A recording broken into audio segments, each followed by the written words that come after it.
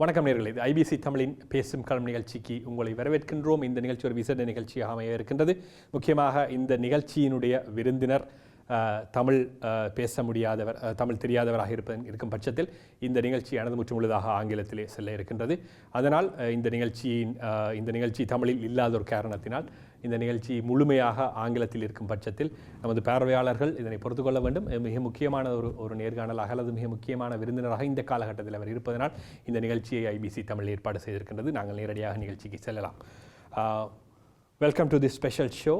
Today we have a guest, Mr. Dr. Jayampathy Vikramaratne, who is a President Council lawyer, expert in the constitutional law and human rights, and of course a former member of the parliament through the national list. We welcome to the show. Thank you. Thank you for having me. I'll start with a straightaway question. You know what is going on at the moment in Sri Lanka. Yes, I'm in touch with Sri Lanka. There will be proposals for the constitutional change. You worked with the government we had earlier for the constitutional change. How this constitutional change will give rights and the peaceful life to the minorities of Sri Lanka? I think for that you would have to have virtually a new constitution. That is what we have been working on. In 2000 I was in the drafting team that prepared the 2000 constitution bill of Chandrika Bandaranaike Kumartunga. Yeah. That did not that was not passed. Yes. Because the United National Party finally at the last moment refused to vote for it. Then I was involved in the all-party representative committee experts panel later on in 2006, and we made some concrete proposals.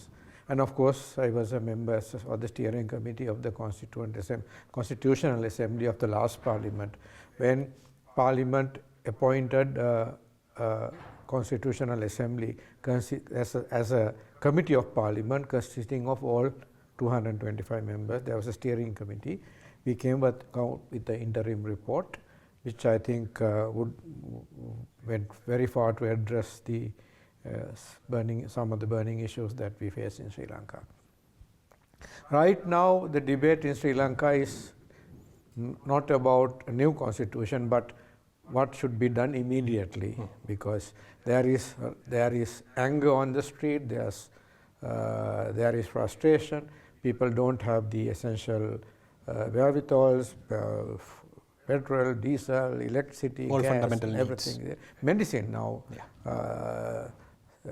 Yesterday we heard that some essential medicine, life-saving medicine drugs are not available. So right now there is a lot of anger, all arising out of economic mismanagement.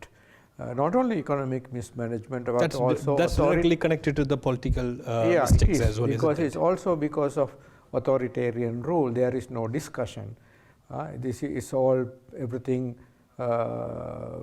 All decisions taken by a few people. Under the executive presidency, that is what happens. But this is worse than that, because decisions are taken by a few members of the Rajapaksa family. So that is the situation right now. So right now the demands are for the slogan is "Gota go home." Is that enough, do you think? No, it's not enough. But Gota go home that is the kind of shortened thing in a nutshell. Yeah. But the actual demand is much wider. All the Rajapaksas should go home. Right? The 20th amendment must be abolished. We must go back to the 19th amendment. That is not enough. We need to abolish the executive presidency. So those are the main demands now. Of course there are the economic issues, and while this is the constitutional moment, where we can hopefully have some constitutional changes. Maybe not a new constitution, but at least some of the constitutional changes. But then there is also the economic issue. How do we get over this? In June or July there is some $1 billion international sovereign bonds to be paid, then so many loans down the line. So how do we get over it? It is not possible even to have a parliamentary election just now. First the people must be able to breathe, right? Yeah. without the essentials, you can't even have a parliamentary election. So what the general, I also work with the National Movement for Social Justice, which was started by the Venerable Madhula Vesobita Thero, who is no more, unfortunately, and is now headed by Mr. Karuja Surya.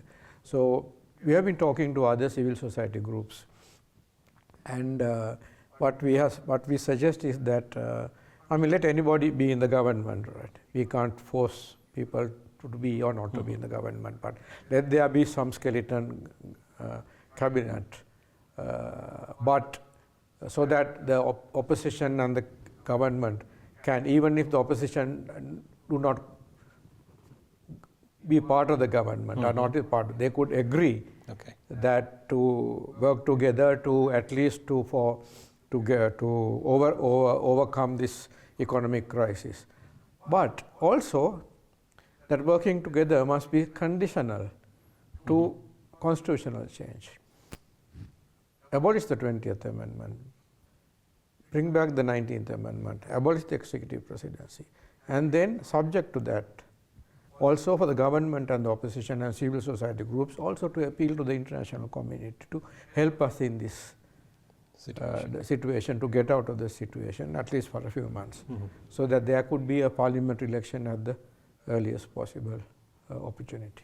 Okay, but from the minority side, Tamil-speaking people, Muslims, people from the hill country, what they feel when there's a crisis in the Colombo, in the capital, in the government, in the government of Sri Lanka, they need our help to rebuild or form the new government. They're getting our votes and everything, but all the government somehow use them as scapegoats. When they're coming to the power, when they taste the power, when they taste the presidential power, they refuse to abolish. This is what happened with the Maitri as well. There is certainly merit in that complaint, right? Take the 2015 government, which I was part of, right? We were hoping to have a new constitution. They put forward the 100-day program, and followed by an interim report of the steering committee, which was acceptable to the large majority of Tamil people, right? Yeah. But then Maithripala Sirisena and Ranil Wickremesinghe could not work together for various reasons, which I don't want to go into them. But they could not go, and President Maithripala Sirisena himself went back on what he promised. Yeah. So at the beginning he said, yes, I am going to abolish the executive presidency, I am for it, but then he went back on it. And then the relations between the president and the prime minister broke down. As a result, we could not proceed. So there is merit in the demand, or the complaint rather, of the minorities. I don't like to use this word minority. I would say numerically smaller communities. Yeah, in numbers they are minorities. Yeah. I am also in a minority in the sense that I come from the left. I grew up in the Samasamaja movement, so I'm a minority in this. I'm a political minority, so we also have the same problem. That's right. We have similar problems. So how these there was a blame that Tamil people they are not taking part in the protest. They don't see this is the serious things. But how the government or the new system will win the trust from the Tamil people? That's a big question, isn't it? I will put it the other way. I know that Tamil people have been involved, but not to the extent to which there is involvement of the Sinhala, especially the youth. Right. So if the Tamil youth and if the Tamil people also get together with the people of the South and the youth of the South, then that will also help to cement this friendship. And from that also, I think it's nothing but fair that the Tamils also put their own, bring to the table their own demands. Yeah, for that relationship, that is very important. To winning the political belief, political trust, that should go from the south to north, isn't it? Both ways. It has because in the north, people what they feel, north and east, particularly even in the hill country, what they feel, they don't trust anyone from the south as a politician. Yeah, but they trust each other for the various stuff. But the people of the hill country have come out. Yeah, they're doing the protest. Right? Even in Jaffna, the Jaffna University students and all the people are doing more protest, than that. This is the moment. You can't say, please invite us, only we will come only if you invite us. No, the demands are. No, so you come with the demands. Did they acknowledge that there was? They must come out with the demands. Yeah. As much as the Sinhala South has come out with the demands, like the executive presidency abolition, the Tamils also must come out with the demands and say, look, we are also part of this, right? We also want democracy. We also want the executive presidency abolished, because as long as the executive presidency is there, there can't be meaningful power sharing, right? That is first. That's one thing. Then about devolution, right? We want a new constitution. New constitution might take much more than a 21st Amendment. It will probably take a little more time. But we have enough and more drafts ready. Yeah. And they have enough. Sri Lankan crisis is the most written, is one of the most written conflicts in the world. How many, I have been part of so much of constitution draft, they're all there. Right? That is a doubt that Tamil people's having. There's so many drafts, this is not implementing it. Correct, but you are correct.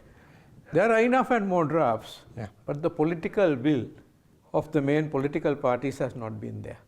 If that is there, you don't have to reinvent the wheel, go to the drawing table and start with devolution. No, much has been done. What is needed is for them to, especially the main parties of the South, to agree on them. Okay. So my message to my Tamil brethren in the Northeast is, we acknowledge already there have been protests.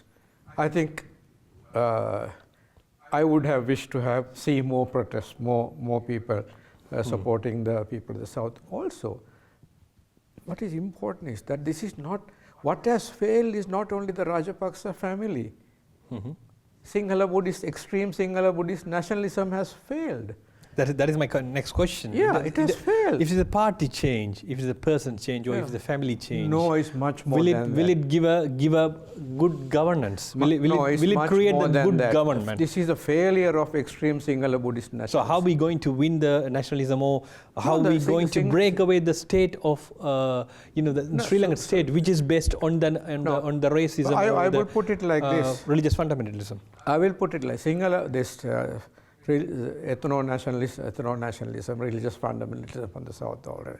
I mean, this government came into power on the basis of that. But that's a complete failure. Where are the Vietmaga people? Where are the Buddhist monks which are shouted from the rooftop? They all failed. They are not seen. People see this local the media, what you call the social media. So much of scorn. On the leaders of the Sinhala Buddhist leadership, including, I'm sorry to see, I'm a Buddhist myself, right? Yeah. So I'm sorry to see that the Buddhist monks have come down to this situation where they are being, the kind of language have been used. Yes. I'm not very happy with that language being used, but this is the anger. That's the anger. That is the anger. That's how they express their anger. This is the anger, right? Yeah. So I don't think, I think the Sinhala Buddhist nationalism of the sort that the Rajapaksas represented has come to its zenith. I don't think we can go there. I think it has peaked, it's going down. So it's now the time for the Tamil, Muslim and the upcountry Tamil all the communities also. I mean the numerically smaller communities as much as political also the political minorities like us. And our political, as speaking for the left, that abolition of the executive presidency has been our main demand from 1977. Even when the when the numerical, the ethnically small the smaller communities had great trust in the economy, in the executive presidency, right? We said no. Yes. Anyway, now we are all agreed on that.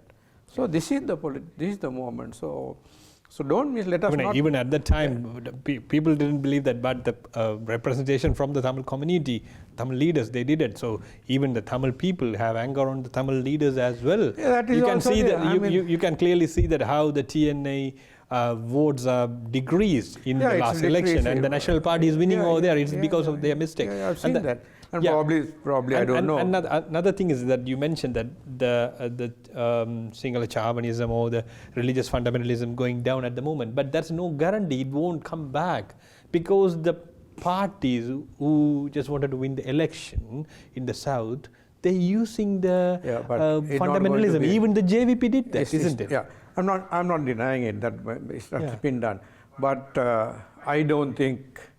I think, as I said, these are peaked. I don't think it. I think it will be very difficult to again whip up Sinhala Buddhist Shaivism in that way. Okay.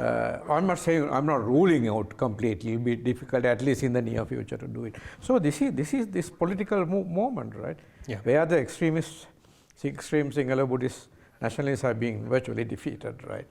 And the two great leaders of that movement, the two Rajapaksas, people are saying, go home.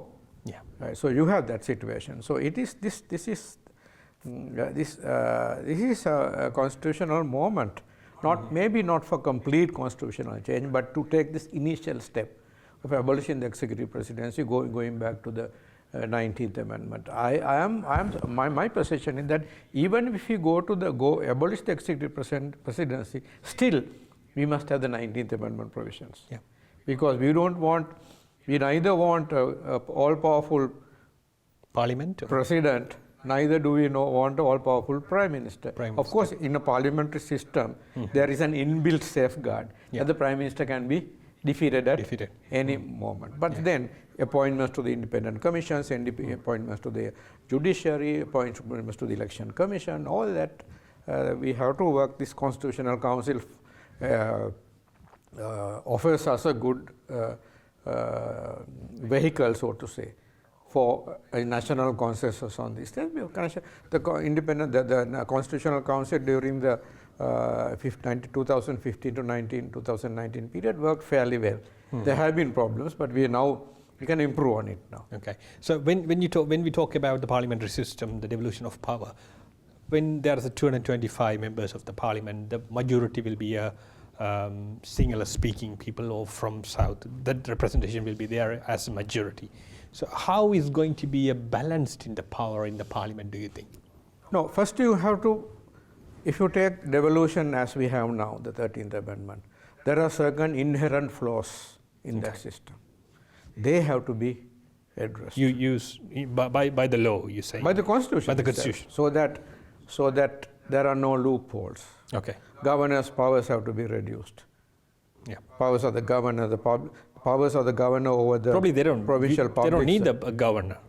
No, probably I think we will need a governor, okay, at least, but as a figurehead, because there must be some representative. As a ceremonial post. Because there must be some representative of the center in the province, so that at least it is through him that there will be communication. Otherwise, how does the central government know what's happening in the province, right? So, but as only like in India.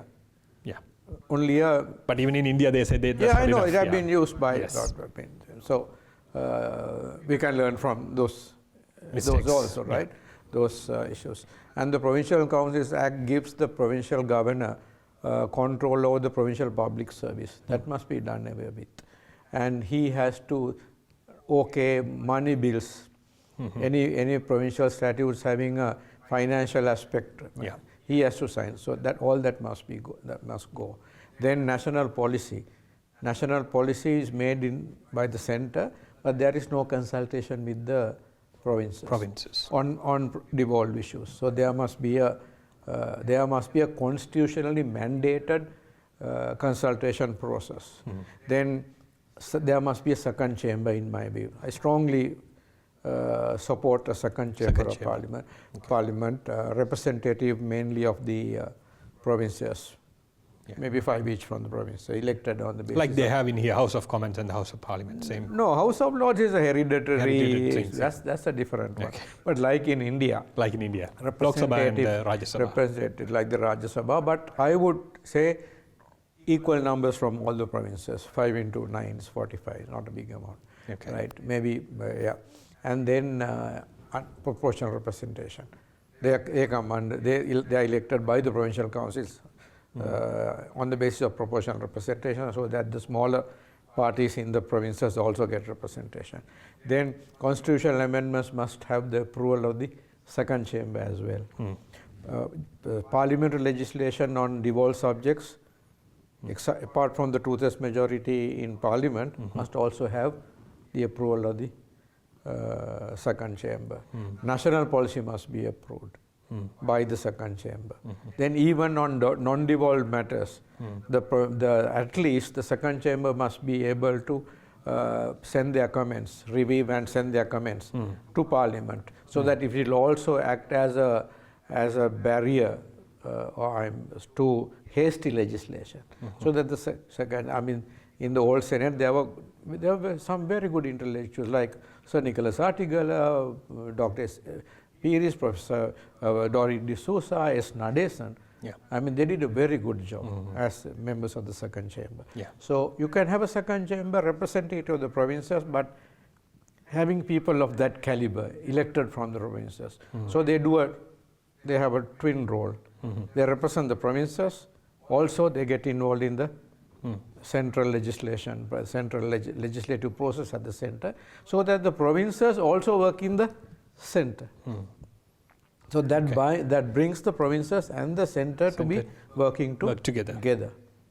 So such we have to work. Those are these are the mechanisms that can be used to strengthen devolution and also strengthen the unity of the various communities that comprise our country. So these are the mechanisms. These are some of the mechanisms. Yeah, these are the mechanism has been. Has it been involved in the last draft? Yeah, everything. Yeah, all these are in the steering committee report, the interim report of the steering. Do you think is it possible to implement into the situation in the Sri Lanka? I mean, we came very close. We came close to that. Closer, but when you put it into the as a bill, that is what then there's say. a trigger. That is what I say. Now is the moment where the Tamil people, the Muslims, upcountry Tamils, they also must get into the arena and say, have agreement on this also. Maybe not tomorrow. They can't be. They will have to be. But that's a demand from at least agreement. Yeah. At least agreement, so that we go to the next. We abolish the executive presidency, immediately go to the next stage, and then. There's a demand from their representative from TNA, TNPF. Yeah, they must come out now. This is the moment. This is the moment for them to come out. Okay. All right. Such moments don't come. I mean, they come. They don't come every day, or they come in decades. You said that they have to use this moment. Yeah. Let's see how they're going to use the moment. But before we ask further questions, we need to have a small commercial break on our program. Welcome back to this special show. We have a guest today, Dr. Jayampathy Wickramaratne, who is a President Counsel lawyer, expert in the constitutional law and the human rights, and he was a member of Parliament in the last, particularly in the last government, good governance, something like that. I'm not able to recall it, but very important stuff. We talked earlier about the constitutional change, but economy-wise, this is the situation right now. It's the fundamental commodities price is gone up that much. Even the bread price is rocket high. How these economic policies will be handled by the new government? I must confess that I am not an economist, right? So yeah. But you're left. That's what my you will definitely consider limited, about right? the economic things. But you don't have to be an economist to see that the economy has been mismanaged by the Rajapaksas. Yeah. Considering the balance of payments when they took over, the reserves they took over, at the time they took over, it's gone down. As soon as they came to power in 2019, what did they do? They reduced all the taxes. They reduced the taxes of the rich. Even the IMF points out in the documents. I read the report, yes. That this is one of the main reasons for this thing. So the government's, the state income. So do you agree with the IMF? No, I'm not saying, I don't agree with what the IMF, the medicine for it, that's a different question. Yeah. I mean, what I say is that even the IMF... But is that only the reason? No, that's only one. That's one. One is that the lowering of the taxes of the rich, of the companies, right? And as a result, who had to pay those taxes? That money? That's ordinary working class people. They were the poor people had Poor to people, compensate for that loss in revenue Yes. through indirect taxes. Even the beggar on the street Yeah. contributed to the taxes, indirect taxes. So that was one of the main issues. Then corruption, mismanagement, corruption. I don't think we have had this corruption to this level. Never had corruption. There has been corruption. Yeah, in the but country. even in the Maitri Ranil government, the World There have Bank, been. There was that also is massive, There was isn't it? corruption. There was corruption. There have been, right. There was corruption, but there was also at the same time people, the institutions that could deal with issues of corruption was set up. Bribery Commission was elevated to constitutional status. Right, a small step. That's right. Earlier, unless there was a complaint to the Bribery Commission, they could not act. By the 19th Amendment, which I helped to draft, we included a provision which said that the Bribery Commission could act on its own without a complaint. For that, but of course, you have to have good people in the Bribery Commission who can't have political lackeys. So the 19th Amendment process provided for, of course, it worked for only 4 years. We established what is called the Procurement Commission, where all goods and services. So there's a system there.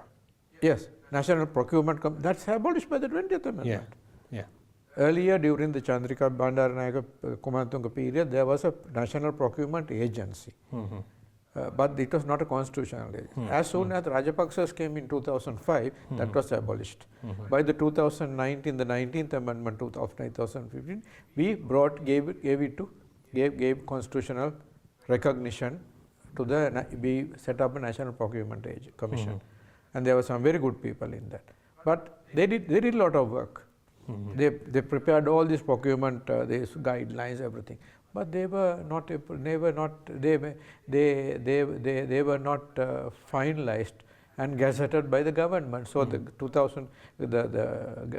Yapalne government also is responsible for that. Yeah. So and then there is this what you call direct proposals made to the cabinet. So without a tender procedure.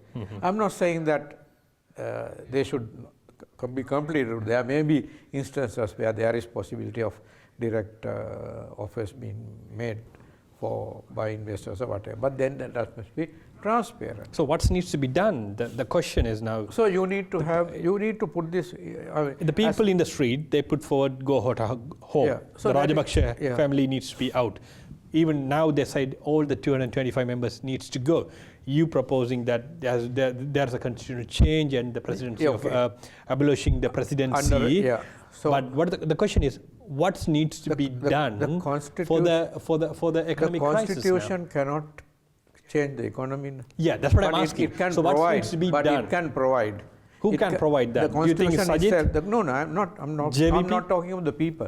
I'm saying the Constitution can provide for certain institutions to reduce, to minimize corruption, like independence of the judiciary to be strengthened. The Attorney General's Department. There's so much of complaints about the Attorney General's Department. I'm sorry to say this. But Attorney General's Department to be depoliticized.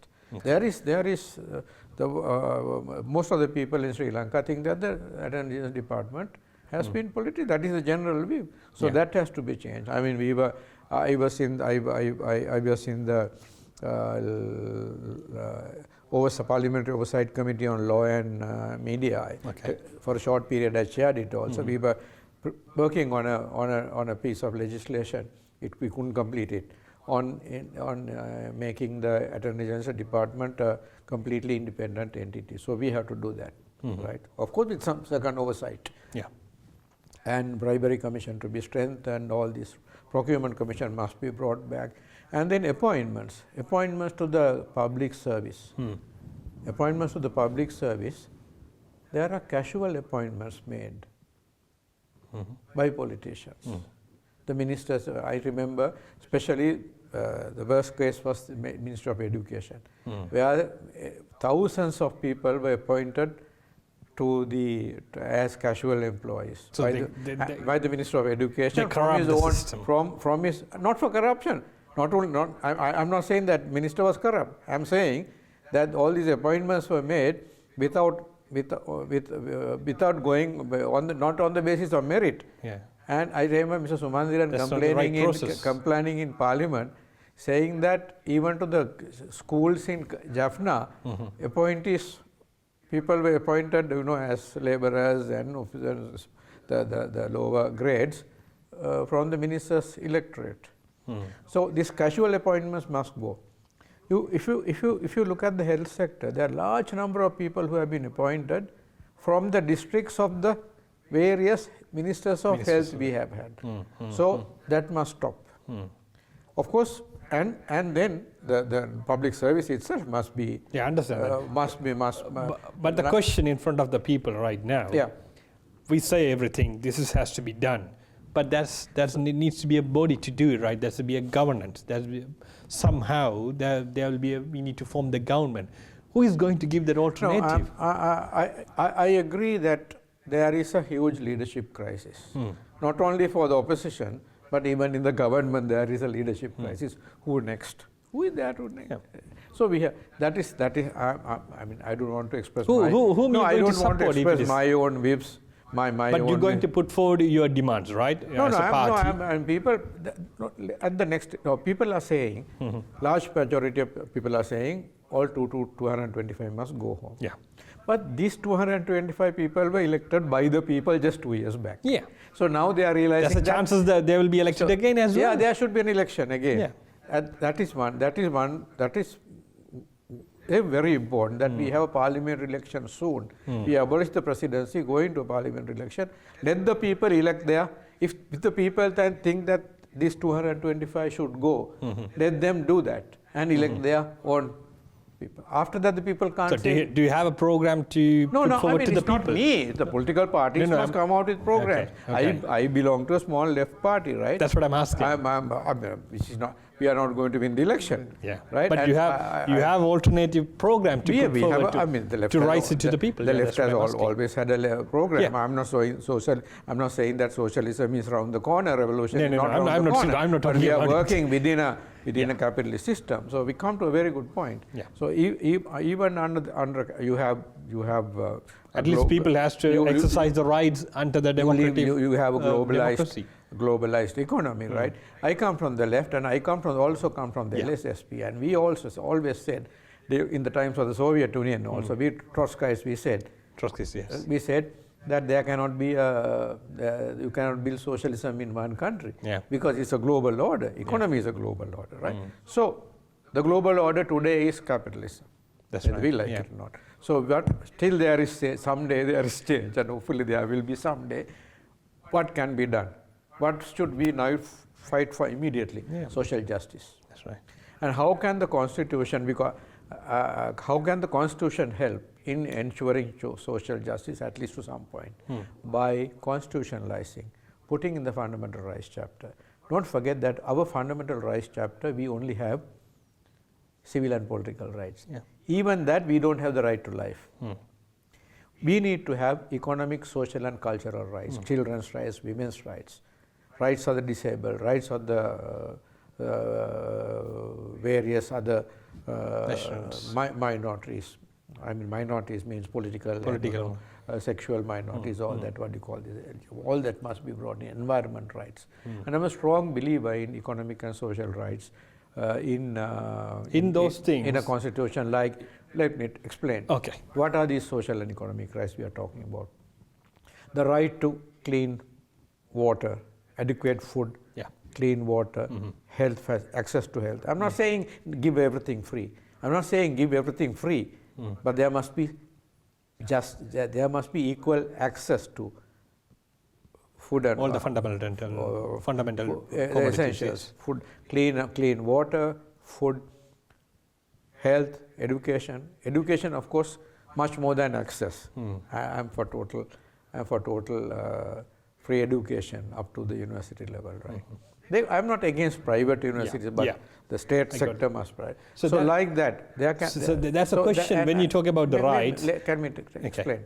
Now we have seen this happening in other countries. South Africa has given the lead, and economic, social, and cultural rights have been put in the constitution, and that has helped. Not that it won't Not bring completely social helped anyway. It won't. Not completely helped in South Africa. But there is for example, there's only the black elites in the power. I will take an example isn't it? from health. Yeah. In South Africa, there's a famous case called Subramani. Subramani was a person who was having kidney problem, and he required dialysis every week, and the hospital couldn't afford it, and he went to the Constitutional Court, and the health authority says we don't have the money or that. He can somehow access. So the Supreme Court said no. Okay, but then there was another case where there are AIDS-infected mothers and children need a particular drug. I can't remember that drug. There, when it was not given to all the affected people in South Africa, but it was given only through 16 or so projects, the Constitutional Court intervened and said, no, you must give this to every AIDS affected mother. So like that. So clean, right to access to clean water, these things, right? And after South Africa, Kenya has followed suit. Before that, East Timor, a least developed country, Nepal, the new democracies, emergent democracies, which broke out from authoritarian rule in South America, they all have economic and social rights. And I'm a firm believer in economic social rights. But unfortunately, there are some people right-wing in the right way. I don't want to give names, right? Yeah. But in Sri Lanka also, who are against social and economic rights. They think economic and social rights, how can the judges decide on these things? No, but it's happening in other countries. But when you're talking about the rights, the main question is what is going to happen for the Tamil-speaking people's self-determination rights? That's a big question. You're bringing in a very, very, that's something that we will have to discuss for a long period. Yeah. Bringing in that question at the tail end of the discussion. Yes. I believe... What is your position on this? I believe in the right to self-determination within a single country. Within the one country? Within the one country, is it possible? And I think it is possible. So you deny I believe in internal self-determination. I believe in internal self-determination. We Marxists have always stood But where it comes from internal self-determination? It has to come. But Lenin didn't put forward that internal self-determination. At that time, it was different. No? That was an era of imperialism. That was a different situation. Now we have a new international order. So within the various states, it is imperative in multicultural societies that each of these communities have a right to share their just share of state power. This is state power. State power cannot belong to just one community. State power must belong to. I accept that. But when you have Tamils things, they won't access their rights. Let's be frank, right? Okay. Even in the Tamil Eelam that was spoken, the Tamil Eelam was going to be a unitary state. Despite the single hand. It's not only Tamil Eelam right now. That's what I'm putting for Tamil speaking people. Even sometimes some Muslims people their right to self determination in the East. The proponents of Tamil Eelam they were not for a federal state. They were for a unitary state. Yeah. This is one of majoritarian. Where you have a majority, there is majoritarianism. Yeah. So, but some states, take Belgium and things take the United Kingdom. We are in. There has been devolution. Not everything is solved, but they're still fighting. Scotland wants to get their at least the freedom. So do you agree with the Scotland people that they want to have the freedom? If they cannot solve their problem within the United Kingdom, they would. Don't forget that Scotland was a separate country earlier. It was because of the union of the two crowns. Right? Better history, UK history than myself. Right? It was, but still, you have. In this mother of all unitary states, you have virtual federalism, right? Whether there will be breakup, I don't know. But what I am saying is, that by appropriate constitutional mechanisms, which provide for internal self-determination within one state, you can prevent secession. So that all communities within living in a country have a their due share of state power.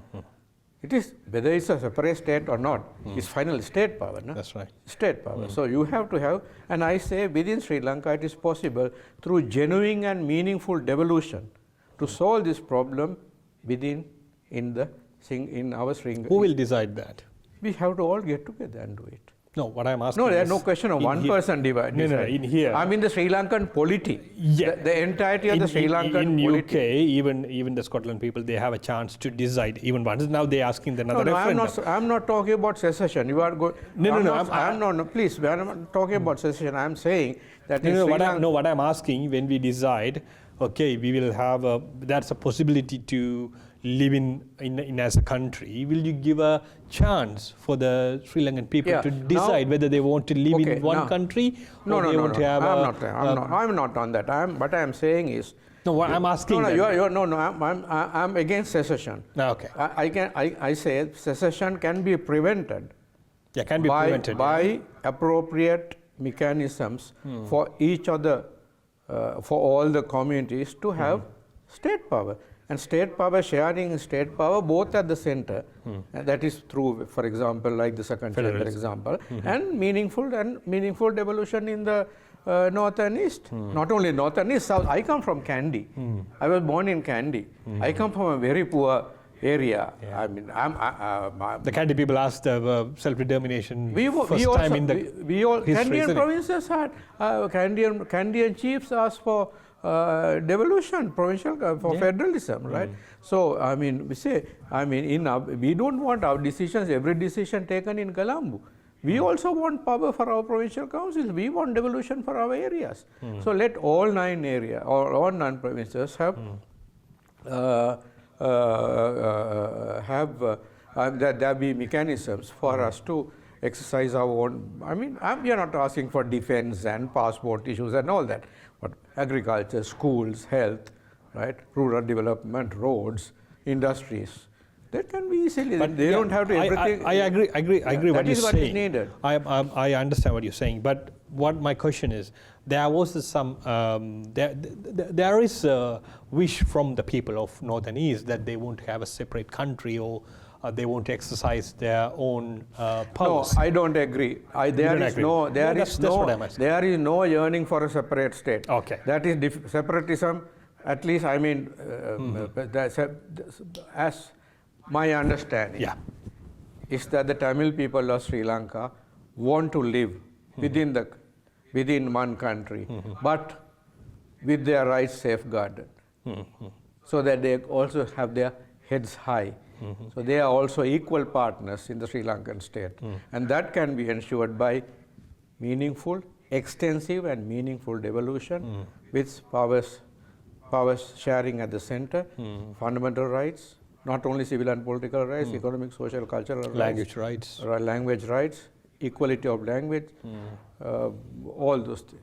Yeah, when we talk about the equality of language, you also heard about this issue when you're doing the draft, and when the draft when it comes out, there is a big debate or the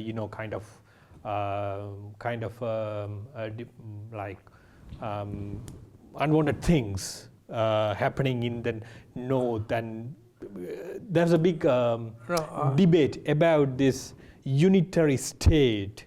That's a different. It's different in English. It's different in Sinhala. It's different in Tamil. Why this is happening? This is happening because when unitary, UK is a unitary state, but there is still meaningful devolution, right? So, it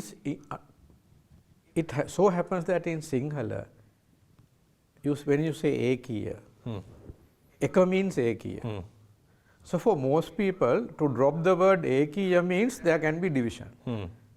So people say, no, we must have one country. But in constitutional law terms, it's different, especially in English, when you say unitary, because when you say devolution within a unitary state, there are people who are against devolution who say, because it's a unitary state, all what is given should be able to be taken back, not only by constitutional change, but every day. That is what has happened under the 13th Amendment, right? Powers that were given by the right hand were taken by the left hand. So we came with a compromise, came out with a compromise. Let the words Ekiya be there in the Sinhala. But in the English, which is very important, let the English one also say Ekiya, and the Tamil term also, whatever term. There was some confusion about whether Orumita Nadu was the correct term or not. That we can sort it out, right? That whatever term, the corresponding term, can we get rid of the Constitution in Sinhala, in officially it's in the Sinhala, isn't it? No, we can have. In Canada, both texts have. At the moment it's in no, Sinhala, the right? Constitution never says so. Doesn't say. The Constitution does not say anywhere that the Sinhala text prevails. It is in ordinary legislation which says official language is no. The Act must say. Yeah. If a particular law says in the event of inconsistency, the Sinhala version will prevail, but in the Sri Lankan Constitution, present Constitution, there is no such provision. Yeah. That is a misconception. But when the judiciary come into judiciary looks mostly at the English version. Not the it's practical. They look at the English version. No, they don't go into this. This problem has never come up. Okay, this is the last question. Yeah. When you're talking about the Provincial Council, and there was a big different opinions about the Provincial Council that we had in the last time in the north. After a long time we had that one. There was a debate, the chief minister at the time, he said there's no power to do any such work, but some of them says there's a power, but he doesn't exercise it. As a constitution expert in the constitution, I can tell you this. What are you going to say? I am part of what is called the Institute for Constitutional Studies, which is a research organizations. We help all the provincial councils to make statutes. We drafted statutes and gave them, and most of the provinces made use of it, especially the Eastern Province. So they made it? They made great use of it under different chief ministers. Okay. But I'm sorry to say. So this is the issue with the chief minister we had? No, we did drafts. Okay. But how many new statutes were passed by the former provincial council? Northern Provincial Council. Zero? They were passing resolutions on every subject on earth, but they were not passing statutes. I'm sorry to say this. So you say that's their mistake? They could have done much better, I say. Okay. They could have done very much better. I am very disappointed as a person who has been supporting the provincial, not only devolution but the Northern Provincial Council. How many workshops have we had in the north? And we made statutes, draft statutes. Okay. And for the UNDP, we had a project. I think we made a large number of draft model statutes for all the provincial councils.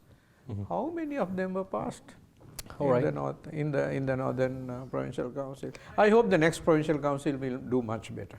Let's see. Hopefully they will do better. And thank you for your time. And thank you. Thank you for this opportunity. Thank you for taking part in our show today. So we thanks again for him and the technician as well. We will catch you in the next other shows.